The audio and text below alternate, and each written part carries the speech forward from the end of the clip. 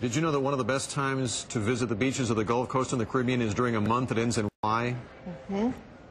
Think about that for a second. It's actually late spring is the best time to go, I'm told, when the prices and crowds are low, but the weather is near perfect. So which beaches should you visit? We have some answers, and for them we turn to Mark Orwoll of Travel and Leisure magazine. He's the consulting editor there. I wore my, John, our floor director here, said you wore something that matches the Caribbean color of the water. That pastel turquoise color, yeah, I love that. That's beautiful. But you don't have to go necessarily to the Caribbean, because Seaside, Florida, if you have a family, is a great place. That's where we're going to right? start off right now, in the Gulf Coast, specifically Seaside, Florida. Watch this. Bill is more than ready. Oh, look at that. Well, what we've got is a beautiful, beautiful white powdery sand beach about a half-mile long. The sea is somewhat calm here, so you don't have to worry about the kids too much getting tossed around. But what's even more spectacular is this beautiful village that's built right up against this beach called Seaside. It was a planned community built in the 1970s, but there's nothing inauthentic about it. It looks like a Victorian village from 100 years ago. The whole atmosphere here is geared toward families. You've got the pavilions at the end of the streets. You've got public squares. The housing, they went to enormous lengths to make sure that they got authentic architecture, not just for the residences there, but also for the downtown shopping area. You can actually rent these houses for yourself.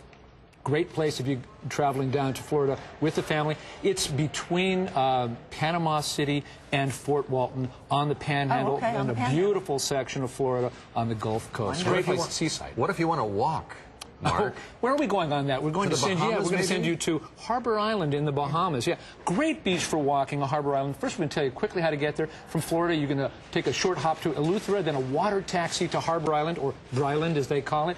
Around Bryland, they use golf carts to get around the visitors there. It's 3 miles long, so easy to negotiate. Dunmore Town, the main town on the island, very laid back. The main thing you want to do, though, is go to Pink Sand Beach.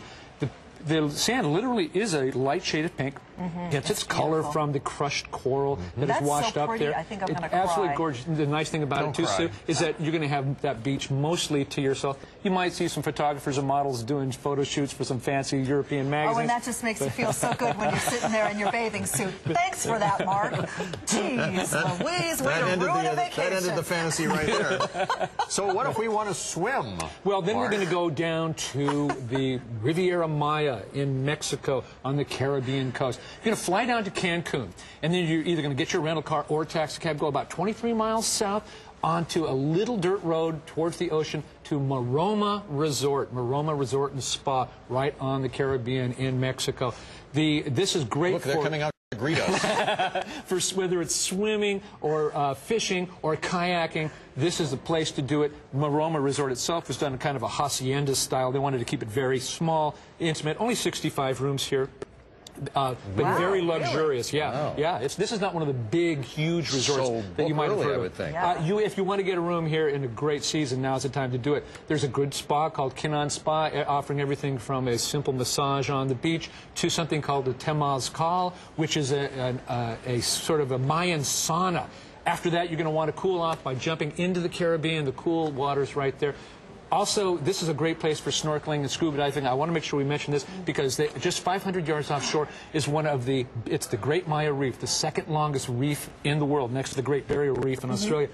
Wonderful place for scuba diving and snorkeling. Oh, my favorite part of that whole video just now was when the guy turned the glass over, getting ready to pour something in there. That's right. Love that part of it as well. Then you can look at all the other stuff. This is why we've worked so well together for 25 that would years. Be it. Thank you, Mark. All right, as thanks, always. guys. All right. You're a good See you at the beach. Mark Orwoll, Senior Consulting Editor of Travel and Leisure magazine. You can find the April issue of said magazine with the 26 travel secrets on newsstands right now.